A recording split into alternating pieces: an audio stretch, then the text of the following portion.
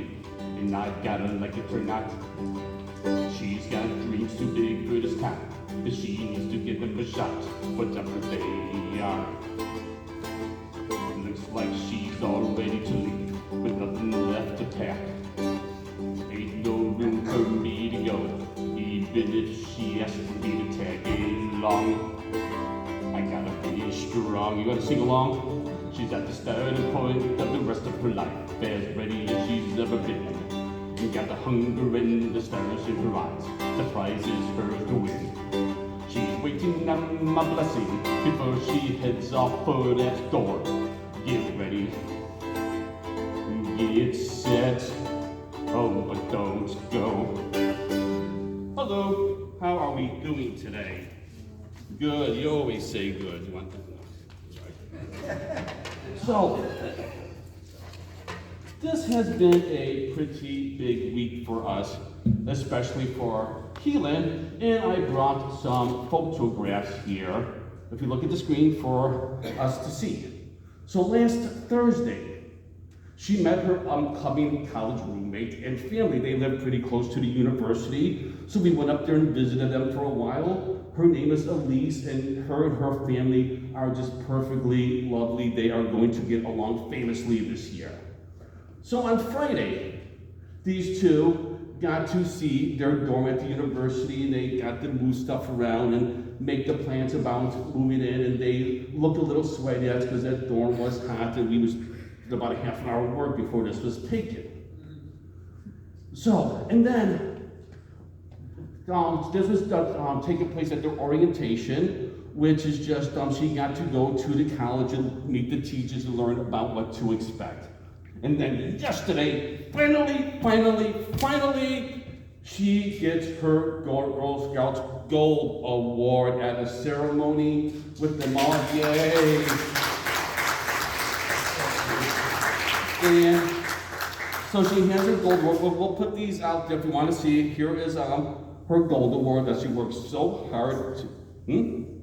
It's tiny, but it means a lot. You know, good things come in small packages. It may be tiny, but she did a lot of work to get this tiny pen that means a lot.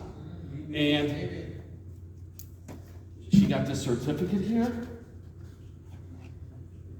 The gold award certificate, guys, see down there? And this is cool. She also received this binder filled with congratulatory letters. Let's see a few of these. Who's this from? Michelle Obama and Barack Obama? Wow. Bill Clinton, George W. Bush, and just on and on. Oh, by the way, there is Cubs, there are White Sox. Congratulations, pick your team, I guess. And a lot of you here even wrote letters of congratulations, and they made it in this binder. We will put all of this out there in the parlor in case anybody wants to see. Oh, my tiny, could you pick it up, please? In the tiny. But if you want to look at it, please make sure you have clean hands. Okay? Thank you so much. And there has been a lot of changes for me, too. As in, after years and years and years of saying I'll never, I actually read Harry Potter and the Sorcerer's Stone. Yay! And I will admit, it was a lot better than I expected it to be.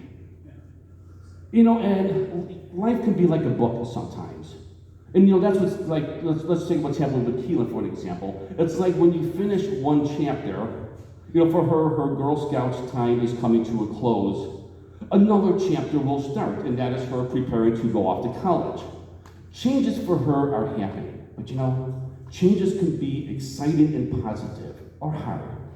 Exciting things like getting to go to a new school, knowing you may get a new brother or sister, or moving to a new home. You know, difficult times include sickness, or somebody in your family passes away. You know, our church here is in transition right now with changes. You know, we may be joining Woodmar Methodist to form one church together. You know, you may have big changes coming to you pretty soon too. Anybody have big changes coming? Maybe. You know, questions may be going through your mind, such as, can I do this? What's next?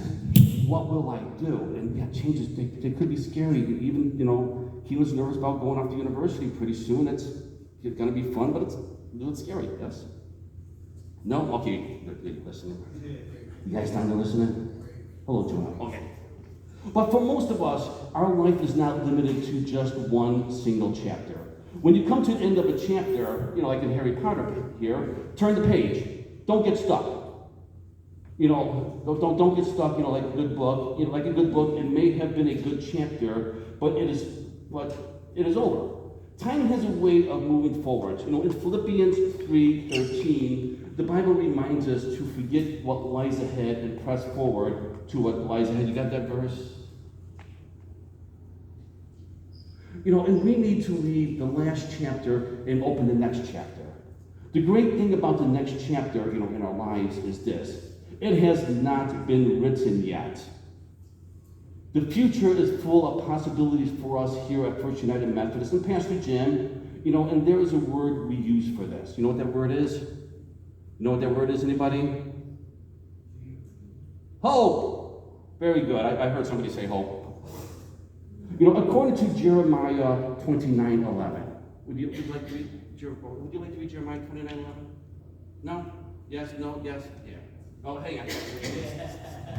Go ahead, Sam. Jeremiah 29:11. For I know the plans I have for you, declares the Lord, plans for welfare and not for evil, to give you a future and a hope. Very good. In all our changes, it is the one thing that is always. We know how the final chapter will end, so keep the end in mind. Never lose sight of the greatest hope of all, Jesus. He will give meaning to all your little hopes. He will help you move from chapter to chapter in your life. Let's pray.